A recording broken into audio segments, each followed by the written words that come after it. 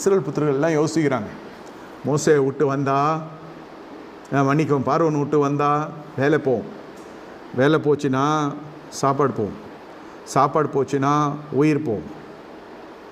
இப்போ எப்படி சௌரியம்